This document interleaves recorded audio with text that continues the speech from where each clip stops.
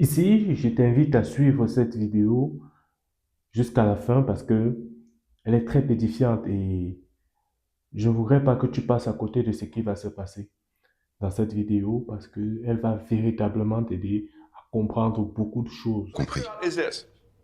Ils ont trouvé comment structurer les sociétés secrètes avec une hiérarchie. Pardon, une hiérarchie. Tout en haut, les propriétaires. Et en bas, les initiés, ceux qui veulent entrer. Mais ils ignorent le véritable but de cette société. Alors, la question est, comment faire tenir cette hiérarchie?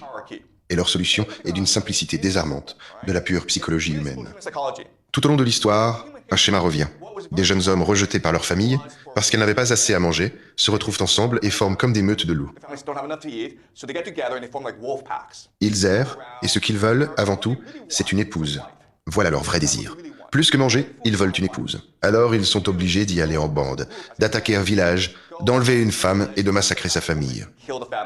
Et c'est un schéma extrêmement répandu dans l'histoire humaine.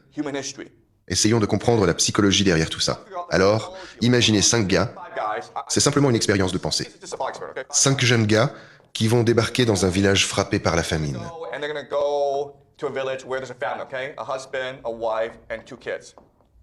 Ce qu'ils vont faire, évidemment, c'est tuer le mari et aussi les 2 enfants. Et enlever la femme.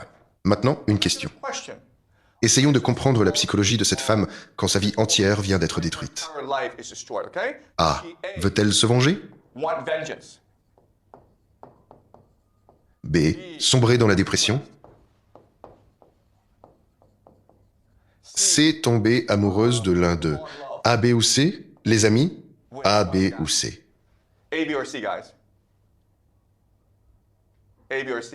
Oui, vous dites A. Alors on pourrait croire qu'elle voudrait se venger de ce qui vient d'arriver. Mais non, ce n'est pas ce qui se passe. Le plus probable, c'est qu'elle sombre dans la dépression, ou qu'elle tombe amoureuse. Souvent, c'est à ce moment-là qu'elle tombe amoureuse. C'est ce qu'on appelle le syndrome de Stockholm. C'est un mécanisme psychologique fondamental, constant dans toute l'histoire humaine, dans toutes les sociétés. Quand une femme voit toute sa vie s'effondrer ainsi, elle n'a plus aucun repère. Sa réalité est anéantie. Du coup, elle s'accroche à quiconque accepte de la soutenir. Même si c'est cette personne-là qui a détruit sa vie au départ. C'est une psychologie étrange, mais c'est absolument vrai. C'est d'ailleurs pour ça que les mariages arrangés fonctionnent. Dans toutes les sociétés humaines, un homme plus âgé est souvent marié à une épouse plus jeune. Elle a peut-être 13 ou 14 ans, et au bout de quelques années, ils finissent par tomber amoureux, parce que la femme est totalement dépendante de l'homme, et aussi à cause de cette intimité physique.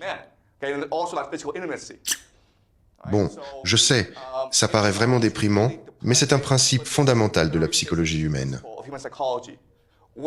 Parce qu'à cet instant-là, quand sa réalité s'est effondrée, son âme l'a quitté. Et désormais, c'est une esclave. Et une esclave, c'est quelqu'un qui se raccroche à la vie. Vous suivez? Maintenant, qu'arrive-t-il à ces 5 gars? A. Se sentent-ils coupables de ce qu'ils ont fait? B. Se disputent-ils? La femme? Ou C. Sont-ils frères à jamais? Évidemment, c'est C. Ils sont frères à jamais. Donc, même s'ils commettent cet acte absolument atroce, cela les a soudés encore davantage. Et voilà la structure des sociétés secrètes. La structure, c'est que ceux du sommet accomplissent ces rituels de torture pour réduire les initiés en esclavage. Et ceux qui acceptent le plus volontiers de participer à ces rituels, ceux qui se laissent le mieux asservir deviennent l'échelon intermédiaire. Ceux en qui on a le plus confiance, justement parce que ce sont désormais des esclaves. Voilà comment fonctionnent les sociétés secrètes. Voilà pourquoi il existe tant de degrés dans les sociétés secrètes, et pourquoi tout en haut, personne ne sait ce qu'ils font vraiment. En réalité, ils prient Satan, parce que Satan leur donne la force. Ou Saturne, allez savoir, peu importe. Saturne ou Satan leur donne la force de torturer ces initiés pour qu'ils deviennent leurs esclaves à vie. Et ces initiés reçoivent alors une richesse illimitée et un pouvoir illimité parce qu'ils sont désormais totalement loyaux et dépendants envers leur maître. Je sais pas pour toi, mais cette vidéo m'a véritablement édifié.